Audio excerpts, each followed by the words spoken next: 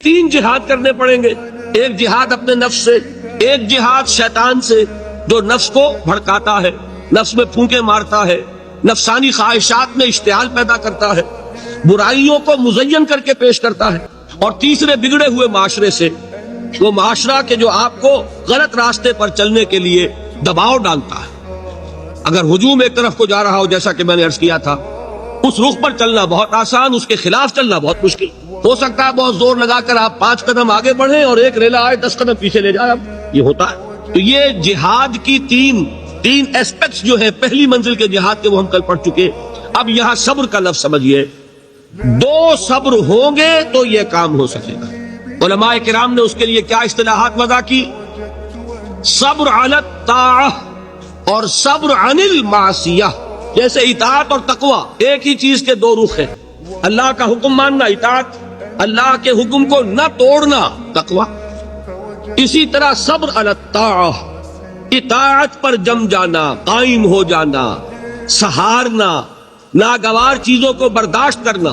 بڑی سخت سردی پڑ رہی ہے، فجر کا وقت ہے، گرم پانی کا اہتمام نہیں ہے، اب اس وقت فجر کی نماز کے لیے اٹھنا، ٹھنڈا پانی اگر ہے تو وضو تو کرنا ہوگا، اس ٹھنڈے پانی سے وضو کرنا، اس وقت لحاف سے نکلنا ہی بہت مشکل، ٹھنڈے پانی سے وضو کرنا اور مصیبت۔ یہ جب تک انسان میں صبر کا مادہ نہ ہوگا ممکن ہی نہیں۔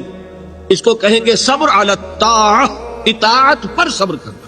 ناگواری محسوس ہو رہی ہے لیکن اس ناگواری کو برداشت کرتے ہوئے انسان اللہ کے حکم کے اوپر جمع رہے، اللہ کے حکم پر عمل کرے۔ یہ کیا ہے؟ یہ صبر ہے۔ اگر یہ صبر نہیں ہے تو ظاہر بات ہے کہ انسان اللہ کے اس حکم پر عمل نہیں کر سکے۔ اسی طریقے سے اب منفی رخ لیجئے، میں نے مثال دی تھی نا، ایک شخص رشوت پیش کر رہا ہے، آپ کہیں میجسٹریٹ ہے یا کہیں آپ اور کسی ایسی پوزیشن میں ہے کہ آپ اس کو کوئی ناجائز فائدہ پہنچا سکتے ہیں، اور وہ آپ کو رشوت پیش کر رہا ہے۔ مال وہ چیز ہے جو نفس کو محبوب ہے، نفس جو ہے وہ آپ کو پٹی پڑھا رہا ہے کہ لو اس کو قبول کر لو۔ اس وقت اگر آپ اپنے آپ کو تھامیں گے نہیں، روکیں گے نہیں، تو کیسے آپ کر سکیں گے اس ٹیمپٹیشن کا مقابلہ؟ یہ ہوگا صبر عن المعصیہ، معصیت سے اپنے آپ کو روکنا اور صبر کرنا۔ اس لیے کہ انسان کا نفس تو ظاہر بات ہے، وہ تو انسان کو خود حضور صلی اللہ علیہ وسلم کے خطبات میں آتا ہے کہ آپ جب بھی کہتے تھے کہ اے لوگو اللہ کا تقوی اختیار کرو، تو سب سے پہلے اپنے نفس کو مخاطب کرتے تھے۔ اوصیکم ونفسی بتقوی اللہ، لوگوں میں تمہیں بھی وصیت کر رہا ہوں اور اپنے نفس کو بھی وصیت کرتا ہوں کہ وہ اللہ کا تقوی اختیار کرے۔